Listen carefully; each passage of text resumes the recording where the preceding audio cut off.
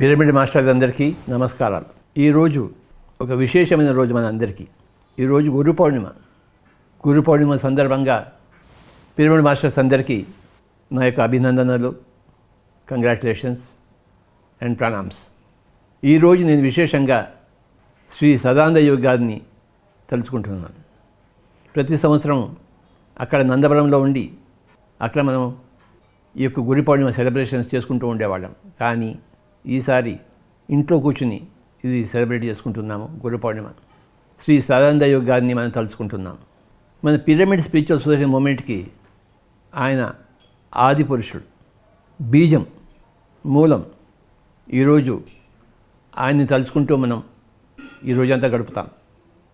మొట్టమొదటిసారి ఆయన్ని నేను కలుసుకున్నది జనవరి 1, 1981 కర్నూలులో ఓల్డ్ బస్ స్టాండ్ దగ్గర రాఘవేంద్ర లాడ్జ్ అని చెప్పేసి ఒక లాడ్జ్లో ఒక చిన్న గదిలో ఆయన్ని కలుసుకోవడం జరిగింది. ఆయన సన్నగా పొడవుగా ఉండేవారు. ఒక చిన్న గదిలో ఒక నులక మంచం మీద పడుకొని ఉన్నారు వెళ్ళేటప్పటికి. ఆ రోజు జనవరి 1, 1981 మేము ముగ్గురం వెళ్ళాం. నేను, మా ఇద్దరు కొలీగ్స్ శ్రీ రామచంద్రారెడ్డి గారు, వెంకటరత్నం గారు, ముగ్గురం కలిసి వెళ్ళాం ఆ రోజు. అంతకుముందే తెలిసింది ఒక గొప్ప మహానుభావుడు ఉన్నారని చెప్పేసి, కానీ వెళ్ళడానికి కుదరలేదు. ఆ మహానుభావుడు ఉన్నాడని చెప్పేసి సమాచారం అందిన నెల రోజులకల్లా ఎట్టకేలకు బయలుదేరి వెళ్ళాం. పొద్దున్నే ఆ Raghavendra lodge Kurnool bus stand, old bus stand వెనకాల వెళ్ళి ఆయన దర్శనం చేసుకుని కింద కూర్చున్నాం. ఆయన ఇలా చూశారు. చూసి ఎందుకు వచ్చారు అని అడిగారు. మేము ఇంకా సమాధానం చెప్పే లోపలే ఇక్కడ బ్రహ్మజ్ఞానం తప్ప ఇంకేది దొరకదని చెప్పారు. మేము మెల్లిగా నమస్కారం పెట్టి మాకు అదే కావాలి స్వామీజీ అని చెప్పాం. అప్పుడు ఆయన సంతోషించి ఒక 15 నిమిషాలు అనర్గళంగా చెప్పారు. చెప్పి రేపు పొద్దున్న రండి, ధ్యానం చెప్తానని చెప్పారు. తప్పకుండా స్వామీజీ అని చెప్పేసి ఆయన దగ్గర సెలవు తీసుకుని మర్నాడు పొద్దున్నే 4:30 కల్లా ఆయన దగ్గరికి వెళ్ళాం. ఆయన కూర్చోబెట్టి ఈ యొక్క మన ధ్యానం, శ్వాస మీద ధ్యాస ధ్యానం, ఆనాపానసతి ధ్యానం ఆయన చేయించారు. ఆ రోజు మొదలుకొని ఆయన శరీరం వదిలిపెట్టే వరకు కర్నూలులో నేను ఎన్ని రోజులు ఉన్నా అన్ని రోజులు ఆయన దగ్గరికి వెళ్ళి కూర్చుంటుండేవాడిని. మామూలుగా నెలకి 20-25 రోజులు నేను క్యాంపులో ఉండేవాడిని. మిగిలిన రోజులంతా కర్నూలులో ఆయన దగ్గర వెళ్ళి కూర్చోవడం అలవాటైపోయింది. ఆయన ఎన్నో విషయాలు చెప్పేవారు. ఆయన జీవిత విశేషాల గురించి చెప్పేవారు. అవన్నీ చక్కగా వింటూ ఉండేవాడు. ఆయనకి నేను చేయదగిన చిన్న చిన్న సేవలు చేసుకుంటూ ఎంతో చక్కగా ఆ రోజులు గడిచాయి స్వామీజీ వారితో. 1981 నుంచి 83 వరకు 2 సంవత్సరాలకు పైగా వారితో గడపడం జరిగింది. ఈరోజు నేను మళ్ళీ వారిని గుర్తు చేసుకుంటున్నాను. ఎప్పుడు గుర్తుంటూనే ఉంటారు, కానీ ప్రత్యేకంగా అందరి కోసం మళ్ళీ ఈరోజు గుర్తు చేసుకుంటున్నాం గురు పౌర్ణిమ సందర్భంగా. ఆయన జీవిత విశేషాలు, ఎక్కడో అరబ్ కంట్రీస్లో పుట్టి పెరిగి తన చిన్న పిల్లవాడి వయసులో ఊరి బయట ఒక ఫకీర్ని కలుసుకుంటే ఆ ఫకీర్ నాతో పాటు వస్తావా అంటే వస్తాను ఈ తలోపి పాదలేపనంతో ఇద్దరు అక్కడ మాయమైపోయి భూటాన్ అడవుల్లో వచ్చారు. ఇది స్వయంగా ఆయన చెప్పింది నాకు. ఆ పాదలేపనం పూస్తే ఇద్దరు అరబ్ కంట్రీస్లో మాయమైపోయి భూటాన్లో వచ్చారు. అక్కడ ఒక 10 సంవత్సరాలు, 7 వయసు నుంచి 17 వయసు వరకు ఆయన ఆ గురువుగారితో ఉండి సేవలు చేసుకుంటూ మౌనంలో గడిపారు.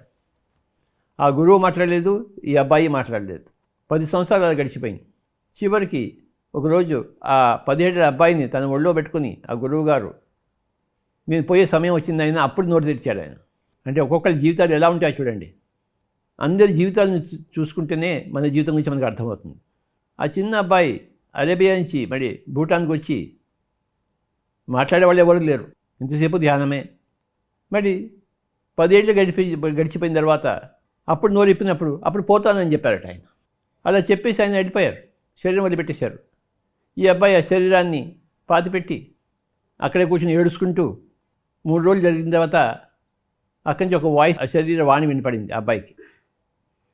నువ్వు పైకి ఇంకా హిమాలయాలకు పో అని చెప్పేసి.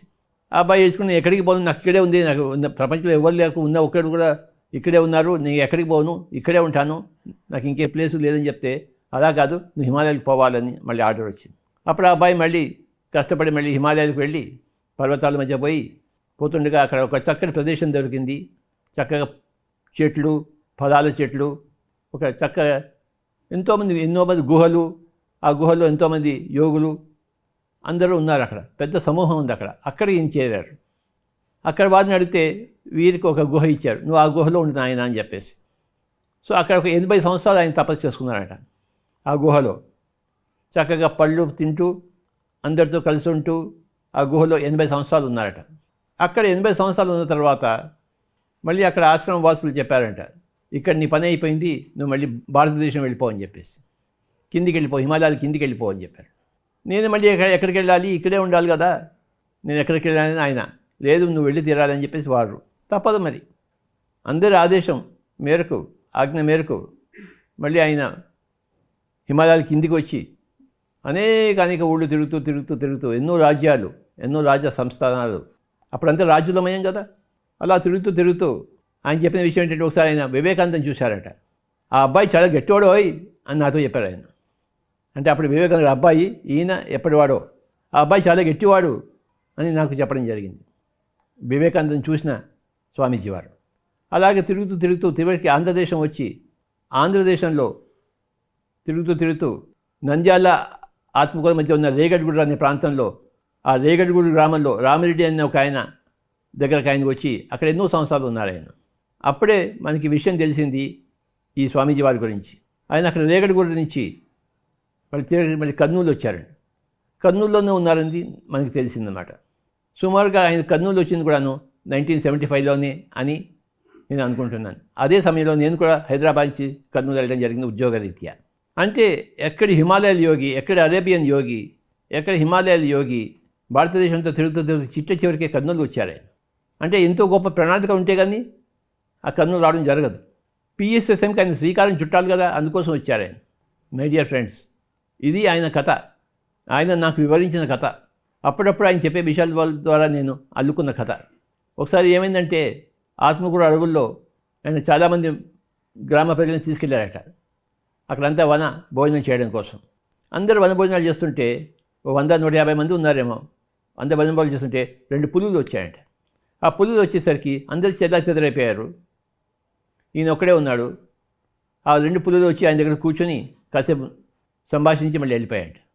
అప్పుడు మెల్లిమెల్లిగా మిగతా వాళ్ళందరూ చెదరైపోయారు, దగ్గరికి వచ్చారు.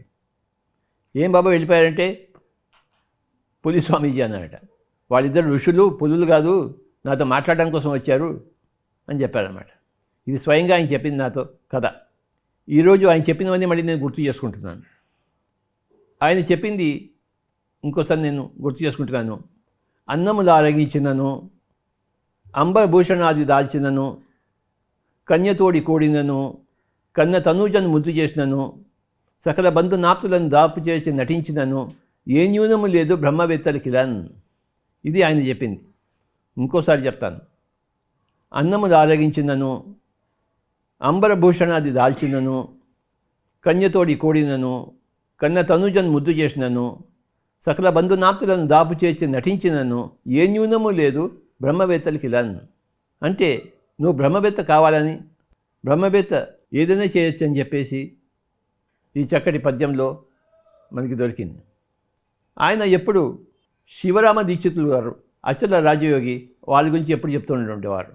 ఎప్పుడు అచల సిద్ధాంతం గురించి నాకు చెప్తూ ఉండేవారు. శివరామ దీక్షితుల గారి గురించి నాకు చెప్తూ ఉండేవారు.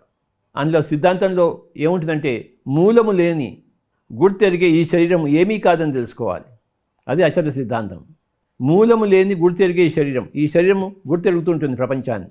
దీనికి మూలం లేదు కనుక మూలము లేని గుర్తెరిగే ఈ శరీరం ఏమీ కాదు. ఇదే అచల సిద్ధాంతం. ఎప్పుడు నాకు ఈ విషయాలు చెప్తూనే ఉండేవారు. ఆయన అరబిక్ భాషలో మాట్లాడేవారు, తెలుగులో మాట్లాడేవారు, హిందీలో మాట్లాడేవారు, ఉర్దూలో. చివరికి ఒకానొక రోజు ఏప్రిల్ 16, 1983 నేను వెళ్ళినప్పుడు, సుభాష్ నా టైం అయిపోయింది, నువ్వు నాకు సమాధి ఏర్పాటు చేయను ఆయన అన్నారు. సరే స్వామీజీ అని చెప్పేసి, ఆయన దగ్గర ఇంకో శిష్యుడు ఉండేవారు రామచంద్రారెడ్డి అని చెప్పేసి. ఆయన పొలాలు ఉన్నాయి బనగానపల్లి నందవరం గ్రామం దగ్గర. అక్కడ వెళ్ళి చూస్తే అది బాగానే ఉండింది. ఆయన పర్మిషన్తో ఆయన పొలంలో ఒక చోట తవ్వి సమాధి ఏర్పాటు చేసి మళ్ళీ స్వామీజీ వాళ్ళ దగ్గరికి వచ్చేసి స్వామీజీ సమాధి రెడీ అయిందని చెప్పాం. అప్పుడు ఆయన మళ్ళీ మే 22వ తారీఖు ఫిక్స్ చేసుకుని ఆ రోజు ఒక డాక్టర్ గారిని తీసుకురా అని చెప్పారు. ఎందుకంటే శరీరం వదిలిపెట్టేటప్పుడు సర్టిఫికేట్ ఇవ్వాలి కనుక. నాకు నా సంగీత గురువు గారైన డాక్టర్ శ్రీపాద పినకపాడ ఆయన్నే రిక్వెస్ట్ చేసుకున్నాను, స్వామీజీ ఇలాగ సదానందేవి గారు శరీరం వదిలిపెడుతున్నారు, మీరు ఆ సమయంలో మీరు అక్కడ ఉంటే సర్టిఫికేట్ ఇవ్వాలని చెప్పేసి. అంతకన్నా భాగ్యం అని చెప్పేసి ఆయన వచ్చారు. ఇంకో 2-3 శిష్యులు ఉన్నారు, మన ఫ్రెండ్స్ ఉన్నారు. అందరి మధ్యలో ఆయన శరీరాన్ని వదిలిపెట్టేశారు, శ్వాసను వదిలిపెట్టేశారు. శ్వాస తీసుకోవడం ఆపేశారు ఆయన. అంటే అది ఎంత గొప్ప ప్రక్రియ చూడండి. ఇది 1983 మే 22న జరిగింది పొద్దున. అప్పుడే నా కంపెనీ నా దగ్గర ఒక బండి ఉండింది. ఆ కంపెనీ బండిలో ఆయన శరీరాన్ని వేసి అక్కడ వెళ్ళి నందవరం వెళ్ళి మళ్ళీ అక్కడ సమాధిలో ఆయన ఫిక్స్ చేసి పైనుంచి రాయి కప్పేసి ఆ రోజు కార్యక్రమం ఇలా జరిగింది.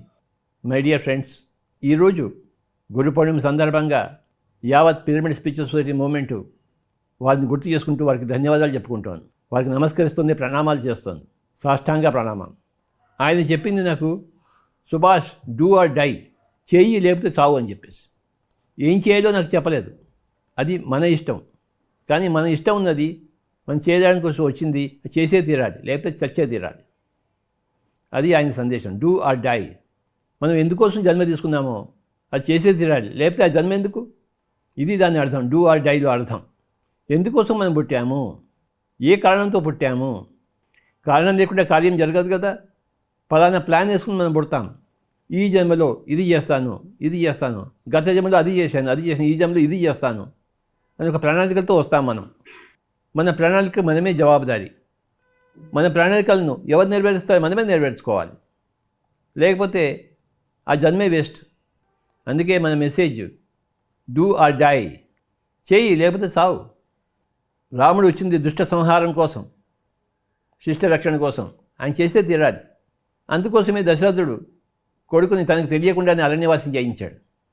ఆ పరిస్థితులన్నీ కల్పించాయి, ఎందుకంటే రావణ సంహారం జరగాలి కదా. ఎందుకంటే అందుకోసమే ఆయన రాముడు పుట్టాడు. అలాగే అర్జునుడు గాండ్యం వదిలిపెట్టేసినప్పుడు యుద్ధం చేయి నాయనా అన్నాడు కృష్ణుడు. అది నీ జన్మ కార్యక్రమం, నీ ప్రణాళిక, నువ్వు చేయి లేకపోతే చావు. యుద్ధంలో చావు, యుద్ధంలో వాళ్ళని చంపు లేకపోతే నువ్వు చావు. Do or die. సేమ్ భగవద్గీతలో కూడా అదే అర్జునుడు చెప్పేది, డూ ఆర్ డై. నువ్వు యుద్ధం చేయి. యుద్ధం చేయకుండా ఇంటికి పారిపోతానంటే లాభం లేదు, అది చావే. అది చావుతో సమానమే. యుద్ధం చేస్తావా లేకపోతే ఇంటికి పోయి గాజులు తొడుకుని కూర్చుంటావా, నీ ఇష్టం. అది డెత్తో సమానం, చావుతో సమానం. యుద్ధంలో నువ్వు చేస్తే వీరస్వర్గం వస్తుంది, లేకపోతే గెలిస్తే ఇవన్నీ రాజు అవుతావు. ఇదే భగవద్గీత సందేశం అందరికీ. నీ ప్రణాళికను నువ్వు యుద్ధం చేస్తూ చచ్చిపో, అది కరెక్ట్. కానీ నీ ప్రణాళికను వదిలిపెట్టేసి ఇంట్లో గాజులు తొడుకుని కూర్చుంటే లాభం లేదు. నీ ప్రణాళిక ఏమిటో నువ్వు చెయ్యి, డూ ఆర్ డై. నీ ప్రణాళికను చేపడతావా, నువ్వు చేస్తున్నట్లు లెక్క. నీ ప్రణాళికను వదిలిపెట్టేసావా, నువ్వు చనిపోయినట్లు లెక్కే. నువ్వు బతికి ఉండవచ్చు, కానీ నువ్వు చనిపోయినట్టే లెక్క. ఎందుకంటే ఆ బ్రతుకు నిరర్థకం. ఇదే భగవద్గీత సందేశం. హతోవా ప్రాప్స్యసి స్వర్గం జిత్వా వా భోక్ష్యసే మహీం తస్మాత్ ఉత్తిష్ఠ కౌంతేయ యుద్ధాయ కృత నిశ్చయ. నువ్వు చనిపోతే ఒకవేళ యుద్ధంలో నీకు స్వర్గం వస్తుంది కదా. నువ్వు గెలిచావనుకో, ఈ రాజ్యం అంతా నీదే కదా. కనుక అర్జున లేయి, కింద పడిపోయావు, లేచి కూర్చో, లేచి నుంచో. యుద్ధాయ కృత నిశ్చయ, యుద్ధం చెయ్యి. హతోవా ప్రాప్స్యసి స్వర్గం జిత్వా వా భోక్ష్యసే మహీం తస్మాత్ ఉత్తిష్ఠ కౌంతేయ యుద్ధాయ కృత నిశ్చయ.